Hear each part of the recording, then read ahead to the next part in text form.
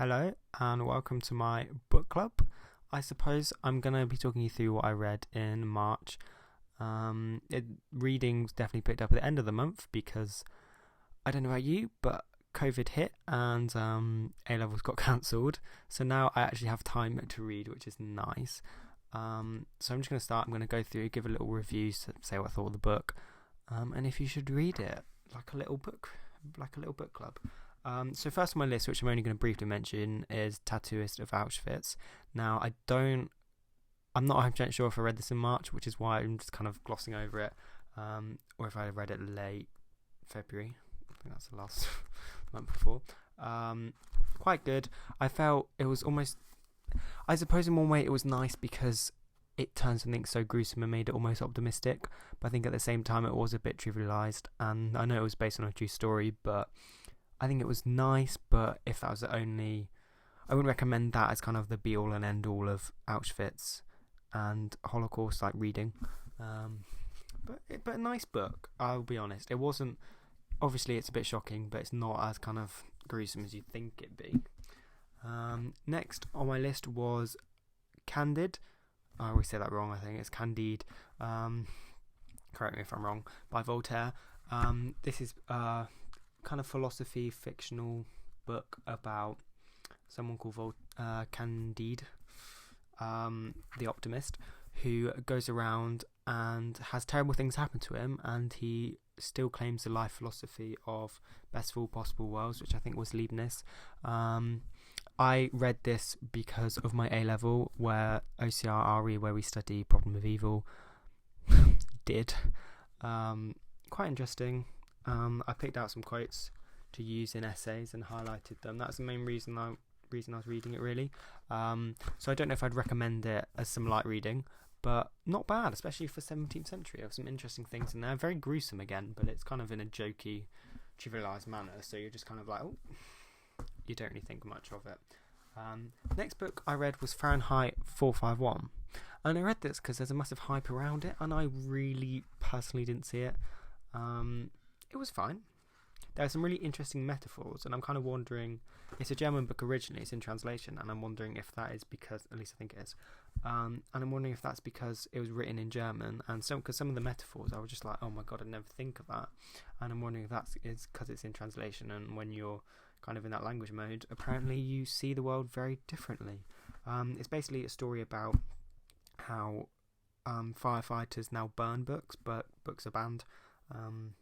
And I think books kind of become a wider symbolic idea of the idea of thinking about more than one perspective, because the opposite, the antithesis, is movies and film and TV, and a lot of people are going along like blindly in this society, and someone kind of escapes from it. I don't want to give too much away, but not the best dystopia I've read, but a lot of people quite like it, so maybe give it a go. I don't know. Next we have Dibs in Search of Self. This is, I don't know if you'd class it as fiction. It reads like a fiction book. It's a psychological kind of analysis of a kid called Dibs, obviously not in real life, who has play therapy, and you kind of follow his journey and what he experiences. By the way, I'll leave all the books names down below in case you didn't catch them. And it was really sad, and it made me cry. You kind of follow his journey, and he has to play therapy, and I don't want to give too much away again, but it is just really kind of wholesome and makes you think about there's a lot more to a person than what you see on the outside. So very good book. I couldn't recommend that one enough, really.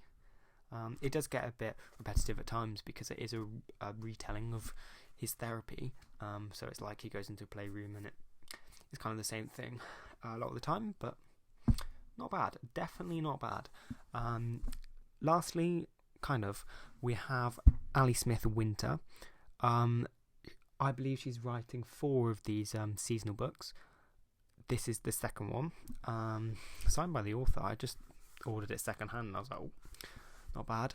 I tell you what, I read Autumn first. I read that, I think, last month, and I didn't like it. Well, I did. It was alright. I was just like, I'm quite bored. This, however, took me by storm. I loved it. It was very good. And it kind of made me want to reread this one, because apparently there's links between them which are really not obvious when you're reading it, but I think I've worked it out. I think I've worked out the link, and I'm going to have to reread this one to see. But if it's the link that I think it is, it's very smart, and I'm not going to give it away, because finding out for yourself is like, oh my god, that's kind of mind-blowing. But very nicely done. It's kind of, there is no, I don't know why it's just gone dark. There is no kind of time frame, so it just moves around, and because of that it can be quite infuriating at times. Don't expect answers to the questions. Sometimes they're answers, sometimes they're not. You just kind of have to go with it. Don't expect to be told everything, but it is quite short. I mean, the pages are, the writing is quite small. Really loved it. And it is also linked to the Shakespeare play Cymbeline, which I've just started reading. I'm on Act 1. I've just finished Act 1 because of that. I might write a comparative piece between the two, but I'll let you know. I don't have much else to do. Last thing I say about it is quite kind of modern, and I've recently finished Middle England by Jonathan Coe, is it? I can't remember. It's on my shelf somewhere. But I thought this did it a lot better. I thought Jonathan Coe, it was decent, but it was kind of, I felt like that was more of a retelling, whereas this is more of kind of like an artistic vision. Definitely a kind of Marmite, I think, as well. Like, you might read this and be really bored. I didn't really enjoy Autumn very much, but this is the one. So that was my books for March. As I said, I did start reading at the start of the month less than I am now, if that makes sense, because A levels used to exist, now they don't. But this is a collection, if Tattooist of Auschwitz, if I did read that, I can't remember. And the ones I finished, I read these two in the past week. Yeah, I'd probably recommend them all. Fahrenheit 451 was probably the weakest, to be honest. Or, no, actually. Yeah, Tattooist of Auschwitz was quite a good story, even if it was a bit trivial. So, let me know if you enjoy this. Might never do it again, might do it next month. I'll probably have more for next month.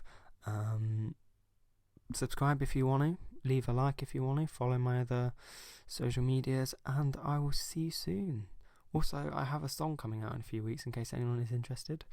So you can check that out on my Spotify. Thank you for listening. I hope you're well. I hope quarantine is not too bad for you, and that COVID stays away. And I shall see you next time. Goodbye.